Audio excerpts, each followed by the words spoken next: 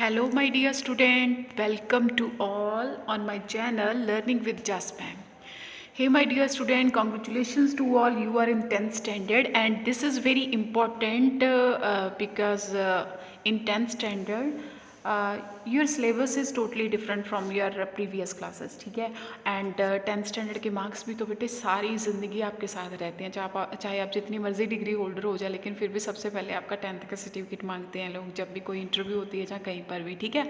तो 10th standard में आपको बहुत ज़्यादा हार्डवर्क की ज़रूरत है. तो हार्डवर्क के साथ साथ स्मार्ट वर्क भी करना है हमें. सबसे पहले जो सबसे डिफ़िकल्ट पार्ट आपको लगता है हिस्ट्री में, वो शुरू करने जा रही हूँ.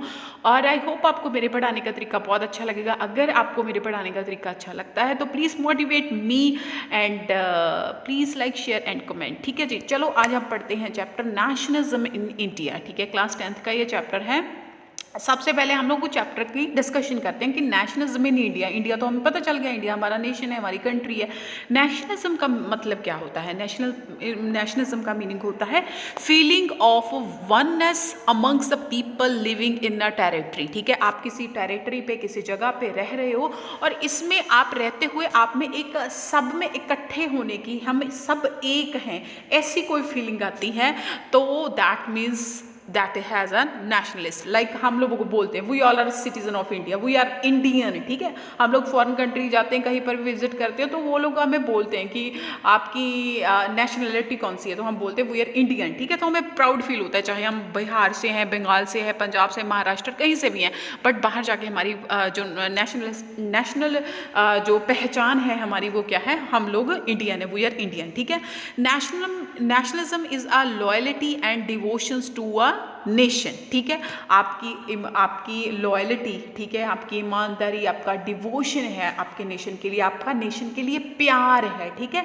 आपका नेशन के लिए प्राउड है. फाइन. तो अब हम इस चैप्टर में पढ़ेंगे कि नेशनलिज्म इन इंडिया, इंडिया में नेशनलिज्म कैसे इस्टेब्लिश हुआ, क्या क्या प्रॉब्लम्स आई, क्या क्या मूवमेंट्स चली, सब कुछ. ठीक है. तो सबसे पहले हम लोग इंट्रोडक्शन पढ़ेंगे, फिर हम फर्स्ट वर्ल्ड वॉर के बारे में पढ़ेंगे, खिलाफत movement and non cooperation movement के बारे में पढ़ेंगे. फिर हम पढ़ेंगे different standard of the movements हैं, उनमें क्या क्या डिफरेंस आए, क्या क्या उनके मोटो थे, क्या क्या प्रॉब्लम्स उनको फेस करनी पड़ी, everything. Okay. And withdraw of the non cooperation movement. Non cooperation movement को कॉल ऑफ क्यों किया गया, विदड्रॉ क्यों किया गया, खत्म क्यों किया गया. ठीक है. एंड सिविल डिसओबीडियंस मूवमेंट क्या थी, किसने स्टार्ट की, क्यों स्टार्ट की. ठीक है. Cultural process leading to feeling of a collectiveness and belonging. ठीक है.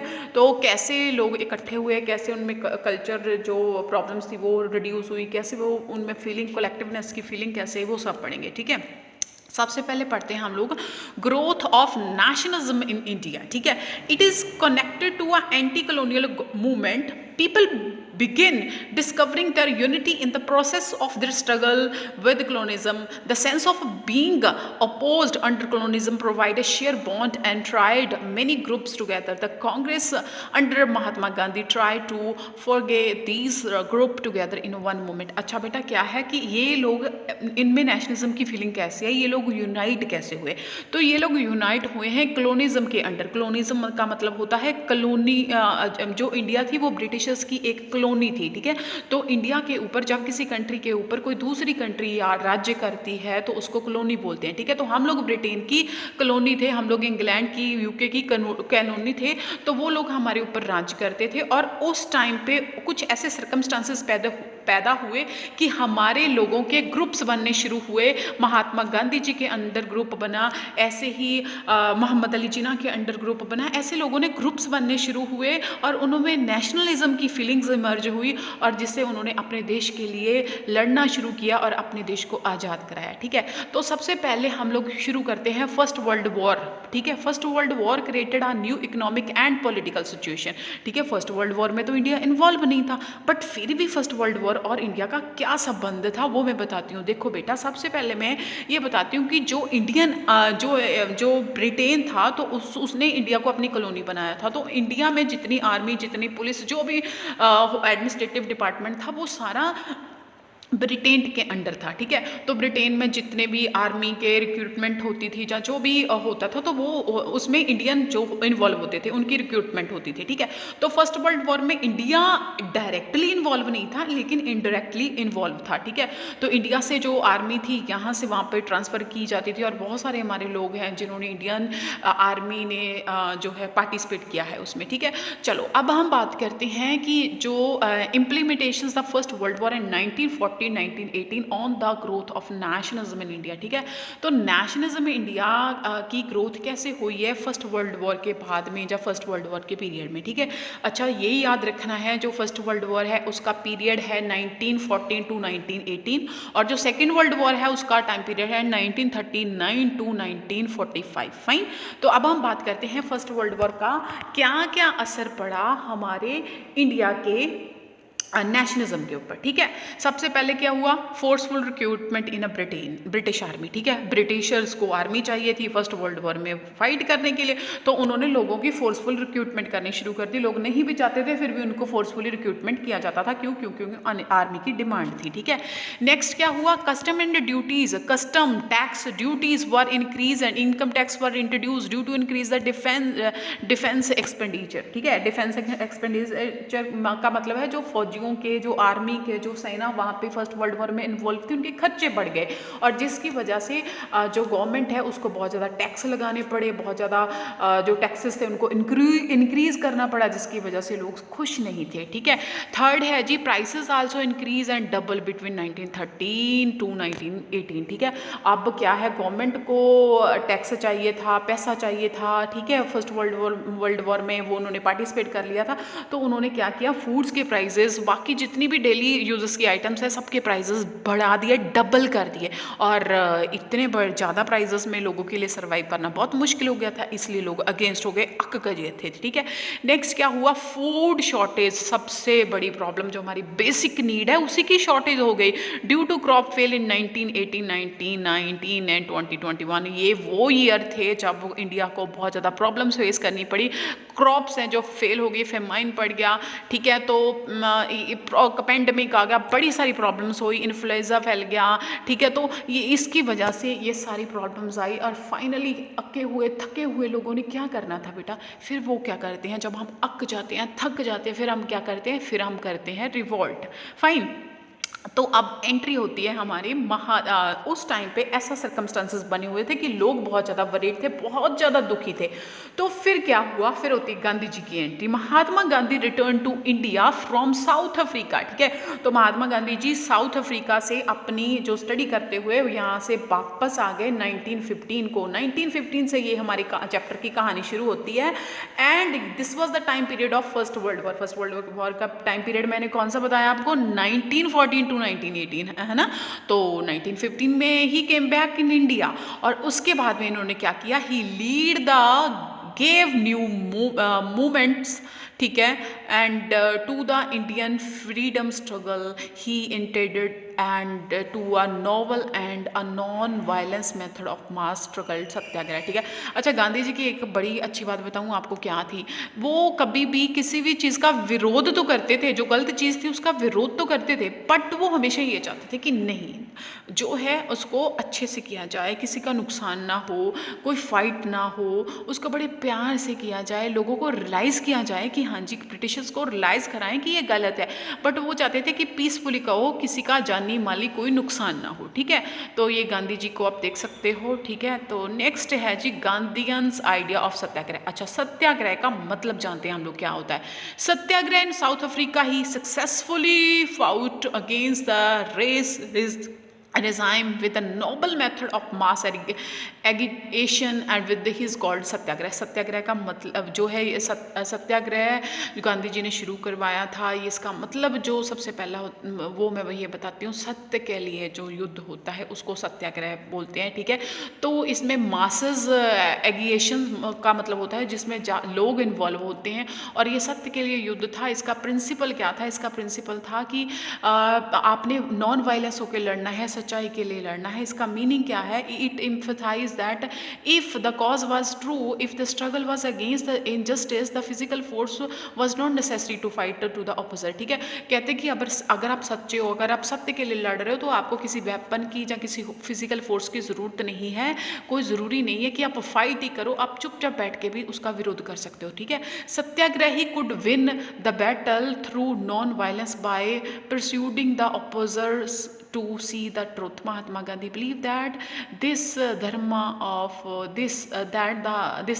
non violence could unite all India. कहते हैं महात्मा गांधी का ये बिलीव था कि ऐसे हम इकट्ठे होके बिना युद्ध किए, बिना क्या कहते हैं, बिना वायलेंस नॉन वायलेंस क्रिएट किए, है ना, तो हम लोग कहते हैं जो है बिना वायलेंस क्रिएट किए हम लोग जो है अपने देश के लिए लड़ सकते हैं, अपने देश को यूनाइट कर सकते हैं। ठीक है, आगे है जी इनिशियल स्टेज क्या थी सत्याग्रह की। तो महात्मा गांधी जी ने क्या क्या किया, तो ये पॉइंट आपने याद रखने हैं। 1917 देखो, 1915-16 में उन्होंने क्या किया, उन्होंने ये डिसीजन लिया कि हाँ जी वो इंडिया में वापस आएंगे। ठीक है, तो 1915 में वो वापस आ गए हैं। तो 1916 में वो क्या करते हैं, वो बिहार में चंपारण में जाते हैं। ठीक है, बिहार में चंपारण में जाते हैं 1916 में। ठीक है, एंड 1917 में वो जो है सत्याग्रह की सपोर्ट करते हैं पीजेंट की। ठीक है, तो उसके बाद में महात्मा गांधी अच्छा यहाँ पे थोड़ा सा गड़बड़ है, आपको थोड़ी सी आपको ध्यान में रखना पड़ेगा। 1916 में वो चंपारण गए हैं, 1917 में वो खेड़ा गए हैं, 1918 में वो अहमदाबाद गए हैं। ठीक है, तो मैं आई विल ट्राई अगर मैं इसको करेक्ट कर सकूं, बट अगर मैं ना करेक्ट कर सकूं तो आप इसको खुद थोड़ा कर लेना। आई विल ट्राई कि मैं इसको करेक्ट करूं। ठीक है, तो just a minute, but no this is not possible, I think so please इसको आप करेक्ट करना। ठीक है, इसकी जगह पे आप लिखोगे इसकी जगह पे आप लोग जो है 16 करोगे, इसकी जगह पे आप लोग जो है 17 करोगे, और इसकी जगह ये बिल्कुल सही है। ठीक है, तो आपने ये पहले दो चेंज करने हैं। फाइन, नेक्स्ट, क्योंकि ये मेरा बना हुआ मटेरियल है तो इसलिए मैं इसको थोड़ा चेंज नहीं कर पा रही, पर आपने इसकी जगह 1916 और ये इसकी जगह 1970 लिखना है। फाइन, ओके जी। जो बिहार में चंपारण में हुआ सत्याग्रह, उसका जो था वो against the Indigo plantation system था। अब इंडिगो प्लांटेशन सिस्टम की अगर मैं स्टोरी सुनाऊँ आपको, तो जो प्रेसिडेंट थे उनको फोर्स किया जाता था कि आप इंडिगो ही जो है प्लांटेशन करोगे, इंडिगो ही उगाओगे, और जो किसान थे, वहाँ के फार्मर थे, वो नहीं उगाना चाहते थे। क्यों? क्योंकि उनको सिर्फ इंडिगो ब्रिटिशर ही खरीदते थे और कोई खरीदता नहीं था, और जो इंडिगो वो खरीदते थे वो बहुत कम दाम में खरीदा जाता था, और वो बेचारे अपना रेवेन्यू ही नहीं दे पाते थे और उनको कोई बेनिफिट नहीं होता था, और वो अपनी मर्जी से अपने खेत में कोई प्लांटेशन नहीं कर पाते थे। तो दैट्स वाई ये चंपारण में हुआ। ठीक है, उसके बाद में करें अगर खेड़ा गुजरात की बात करें, खेड़ा और अहमदाबाद ये दोनों गुजरात में है, याद रखना, बस एक चंपारण बिहार में है। ठीक है, सत्याग्रह ये था रेवेन्यू के लिए। ठीक है, कि लोगों की जो क्रॉप्स थी किसानों की वो फेल हो चुकी थी, उनके पास नेक्स्ट फसल बीजने के लिए पैसे नहीं थे, उनको सरकार से टैक्स जो है इंटरेस्ट पे लेना पड़ रहा था, बट स्टिल जो है वो इस मूड में नहीं थे, इस मतलब पोजीशन में नहीं थे कि उनको रेवेन्यू पे करें। तो उन्होंने बोला कि हमारे रेवेन्यू हमें रिलैक्स कर दो, हमारी क्रॉप्स फेल हो चुकी हैं, हमारे लिए खाने को कुछ नहीं है, बट ब्रिटिशर उनकी मांगे नहीं मान रहे थे। तभी फिर गांधी जी ने उनका साथ दिया। अहमदाबाद गुजरात में सत्याग्रह क्यों हुआ? क्योंकि वहाँ पे जो कॉटन मिल वर्कर थे उनको वेजेस बहुत कम दिए जाते थे और उनके वर्किंग आवर बहुत ज़्यादा थे और वो बहुत परेशान थी। ठीक है, इसलिए ये हुआ। आगे हम बात करते हैं जी रॉल्ट एक्ट। रॉल्ट एक्ट का क्वेश्चन 1 मार्क पक्का आना है, सत्याग्रह का मीनिंग 1 मार्क पक्का आना है। ठीक है, तो रॉल्ट एक्ट पढ़ते हैं हम, क्या हुआ। Rowlatt Act 1919 is very important in our Indian history. ठीक है, जलियांवाला बाग ट्रेजेडी भी इसी टाइम पे हुई थी। 1919 में बहुत ज़्यादा कुछ हुआ है। ठीक है, तो हम लोग पहले रॉल्ट एक्ट पढ़ते हैं कि रॉल्ट एक्ट क्या हुआ, क्या था। Passed by the imperial legislative council despite the United opposition by Indian members and empower the government to repress political activities and detentions of the political prisoner without trial of 2 years. It was opposed by Indians. Mahatma Gandhi decided to launch a national wide satyagraha against such in just law, ठीक है। इसमें क्या Raoult act में क्या था, कहते कि आप किसी को भी शक के आधार पे नो दलील नो अपील आप सीधा उसको पकड़ सकते हो विदाउट एनी उसके किसी को भी जेल में डाल सकते हो शक के आधार पे। तो ये बिल्कुल ठीक गलत था, ये इंडियंस के लिए बिल्कुल खिलाफ था। तो इसलिए लोगों ने इनके खिलाफ, मोतीलाल नेहरू जी ने इसके खिलाफ आवाज़ उठाई थी और इन्होंने ये बोला था नो दलील नो अपील, सीधा आप जेल में कैसे डाल सकते हो, ठीक है। आज जैसे अगर कोई गवर्नमेंट जहाँ कोई भी पुलिस वाले आपको पकड़ के लेके जाते हैं तो उनके हाथ में वारंट चाहिए, वारंट के बिना थोड़ी ना कोई पकड़ के ले जाएगा। तो उन्होंने ऐसा बोल दिया कि आप जो है किसी को भी पकड़ के ले जा सकते हो, तो दैट वाज टोटली रॉन्ग, है ना। अब रॉल्ट एक्ट और सत्याग्रह का क्या कनेक्शन है वो बताते हैं। हाँ जी, रॉल्ट एक्ट और सत्याग्रह जो है स्टार्टेड विद हड़ताल ऑन 6 अप्रैल को ये स्टार्ट हुआ, ठीक है। और उसके बाद में रैलीज ऑर्गेनाइज की गई वेरियस सिटी में। 10 अप्रैल को पुलिस ने अमृतसर में fired upon a peaceful procession. 10 April को पुलिस ने ये मतलब 10 अप्रैल को जो था उन्होंने ये अनाउंस कर दिया कि कोई जो है गैदरिंग नहीं कर सकता, मतलब कुछ भी हो तो आप कुछ कर नहीं सकते, ठीक है। तो ऐसे जो है प्रॉब्लम्स आनी शुरू हो गई, ठीक है। वर्कर्स ने उसके बाद में क्या हुआ, this provokes the wide spread attack to bank officers, ठीक है। वर्कर्स वेंट स्ट्राइक्स और उसके बाद में स्ट्राइक्स होनी शुरू हो गई। लोकल लीडर्स को अमृतसर से पकड़ा गया। British administration clamp down of India में पूरा तरह से एक तरह का पूरा बुरी सिचुएशन आ गई और जलियांवाला बाग की ट्रेजेडी हुई 13 अप्रैल 1999 को। और उसके बाद में क्या हुआ, बैंक्स वगैरह पे लोगों ने अटैक किया क्योंकि जलियांवाला बाग में बहुत ज़्यादा लोग मारे गए। फिर मार्शल लॉ इम्पोज किया गया, General Dyer took the command और 13 अप्रैल को ऐसे करके मार्शल लॉ हुआ जलियांवाला बाग में और काफ़ी लोगों की वहाँ पे डेथ हुई। तो इससे ऐसे क्या हुआ, उन्होंने सबसे पहले रॉल्ट एक्ट पकड़ा, रॉल्ट एक्ट का लोगों ने विरोध किया, रैलीज़ की, वर्कर्स ने रैलीज़ की, है ना। शॉप्स को बंद कर दिया गया। 10 अप्रैल को फिर से पुलिस ने जो है पूरे अमृतसर को गिरफ्त में ले लिया, लीडर्स को पिकअप करना शुरू कर दिया, किसी को बोलने की आज़ादी नहीं दी। जब लोगों ने बैंक्स ऑफिस वगैरह रेलवे स्टेशन पे उन्होंने अटैक करना शुरू कर दिया, लोगों ने मार्शल लॉ इम्पोज किया जनरल डायर ने। और 13 अप्रैल 1919 को जलियांवाला बाग में इतना बड़ा कांड हुआ जिसमें कितने लोग मारे गए और पूरा जो वेल था ना वो लाशों के साथ भर गया था, ठीक है। तो जलियांवाला बाग में अब भी कभी विजिट करो तो देखना बेटा, 13 अप्रैल विसाखी वाला दिन था। अब देखो यही अप्रैल मंथ ही चल रहा है ना। तो वहाँ पे लोग इकट्ठे हुए थे, गुरुद्वारा साहब जा रहे थे और वो रेस्ट करने के लिए, जैसे कोई बैठ नहीं सकते, ये एनुअली जो होता है एनुअल एक फंक्शन होता है बैसाखी का पंजाब में, तो वो वहाँ पे बैठे हुए थे, विलेजेस से आए हुए थे। देवर अनअवेयर अबाउट मार्शल लॉ, क्यों? क्योंकि उनकी बड़ी श्रद्धा है गोल्डन टेम्पल में, तो वो गोल्डन टेम्पल गए हुए थे। कुछ लोग इधर उधर बैठ के, जैसे कोई नेता वगैरह है ना अपनी स्पीच देता है तो उनको सुनने लगे। तो वहाँ पे जनरल डायर ने एंटर किया और उस एरिया में और उसका ब्लॉकेज कर दी और एग्जिट पॉइंट पे बिल्कुल लोगों को जाने के लिए मना कर दिया और ओपन फायर करना शुरू कर दिया और हंड्रेड्स ऑफ पीपल जो है वो मारे गए। और ये देखो जलियांवाला बाग में कभी भी विजिट करना ना गोल्डन टेम्पल, ये देखना वहाँ पर अभी भी गोलियों के निशान पड़े हुए हैं, ठीक है। तो देखना कभी आप ये वाला जलियांवाला बाग का ये है जो पूरा का पूरा आप देख सकते हो, रोंगटे खड़े हो जाते हैं। मतलब जब भी ये सीन को हम याद करते हैं तो आप देखना कभी भी विजिट करना। छोटी सी प्लेस है, बड़ा तंग सा रास्ता है, ठीक है। So that's it for today. I hope आपको अच्छा लगा होगा। तो नेक्स्ट वीडियो में हम लोग करेंगे खिलाफत मूवमेंट के बारे में। फ़िलहाल अब जलियांवाला बाग तक 13 अप्रैल तक की हमने हिस्ट्री पढ़ ली है, बाकी हम नेक्स्ट वीडियो में पढ़ेंगे। Bye bye. इसमें कुछ नहीं समझ में आया हो तो आप पूछ सकते हो। Bye bye, take care.